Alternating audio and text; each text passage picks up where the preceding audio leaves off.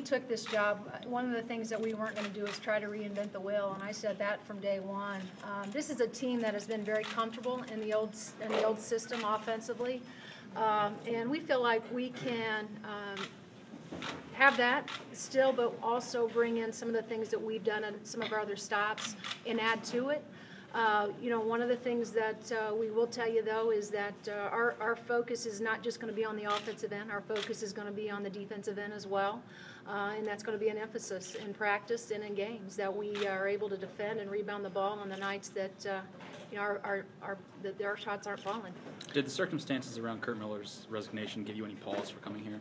Absolutely not. I'm a Southern Indiana kid that played in the Big Ten, and I feel like in my career I've been at several stops and just kind of worked my way up to this opportunity. And the fact that it is in the state of Indiana only made it more exciting for me that I could stay in the state that I'm proud of, I grew up in, and be the new head coach here. At the same time, I guess, just how do you plan to handle such a quick transition? You talked about you've only been in for about a week and really been around this team for about a week. I mean, what's different about handling this upcoming season than it would be if you got the job in March or April? Well, it's just the challenge has been, which it's over now, was just getting my staff together. The timing of all this is normally turnover happens. Coaches are looking for jobs at the end of our season, and that's kind of when all that happens. And because of the fact that the timing of it, we were here in August, and people pretty much had jobs.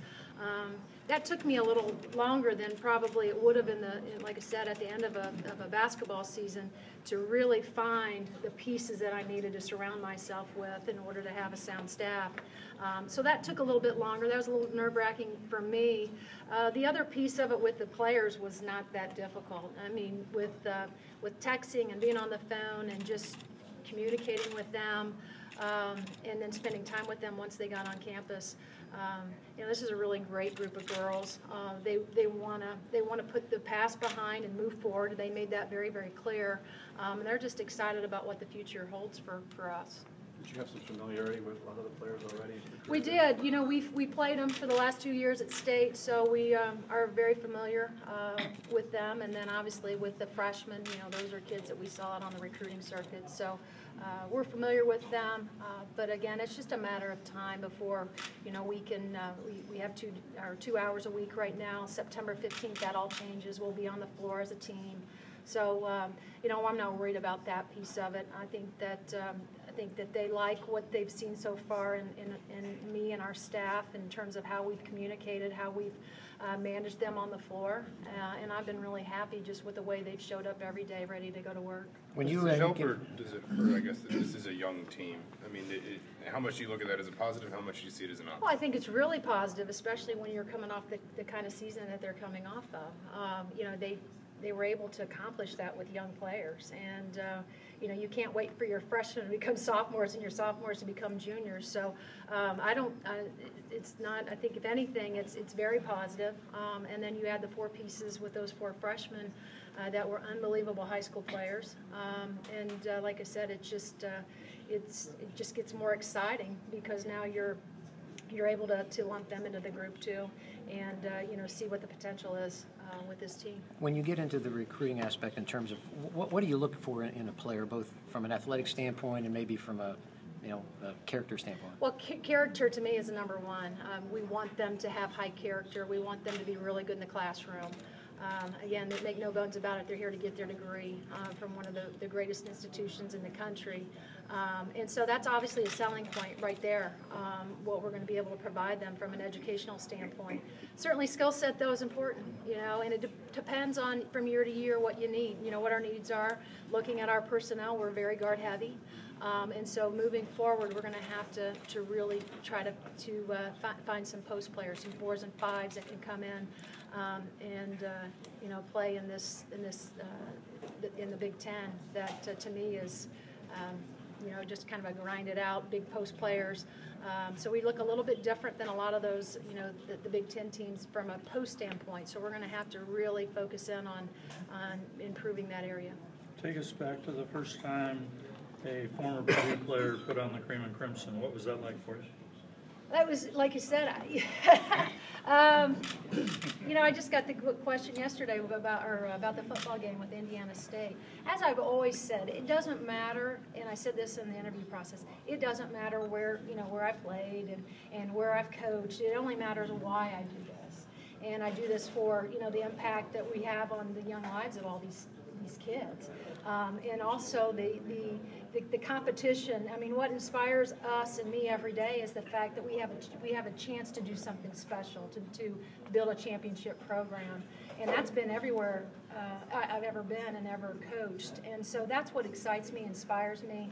I'm happy, I'm thrilled. This is a dream, and I don't want to sound cliche-ish, but for a Southern Indiana kid that, kind of grew up watching Bobby Knight and Ted Kitchell and Steve Alford and, all of that. This is, like I said, this is a dream come true for me. And, quite frankly, I hope the goal is to make this a successful and this be Coach Moren's last stop. I'd like to retire here and at some point down the road, leave this place in really good shape.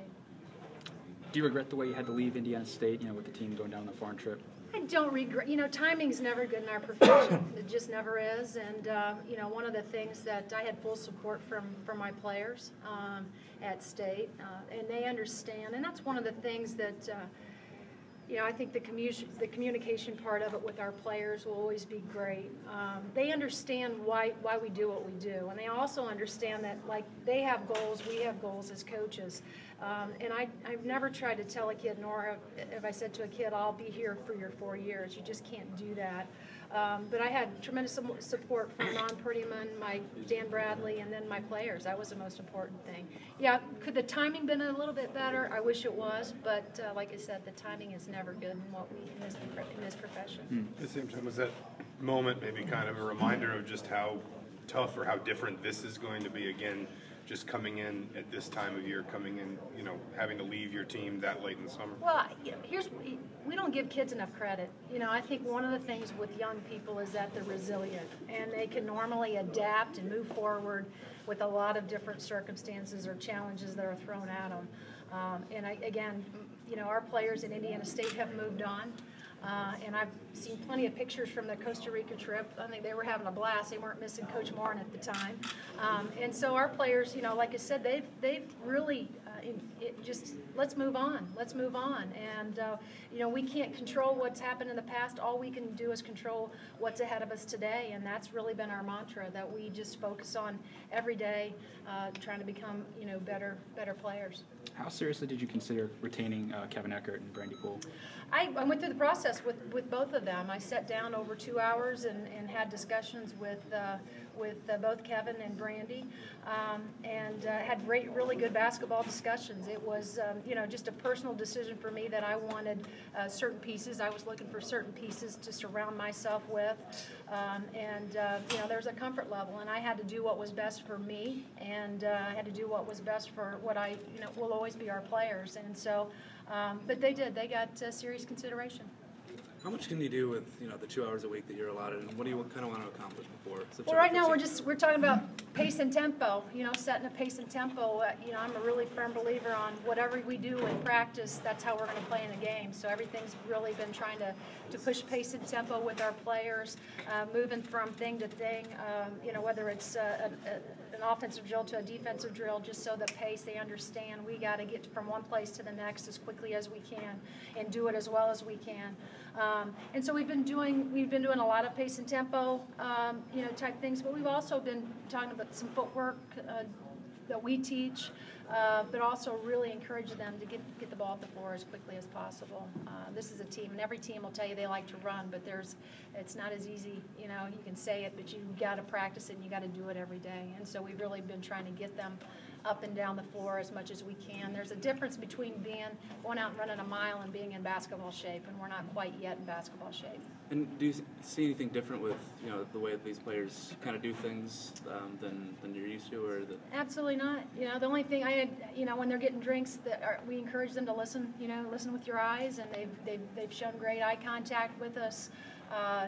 They've asked questions when there's been confusion. You know, they've stopped and asked, and their effort, their energy level's been tremendous. You know, day in and day out, and everything they've done, from strength and conditioning to our skill development sessions, they've really, really been zeroed in on our task at hand. Anything else? Great.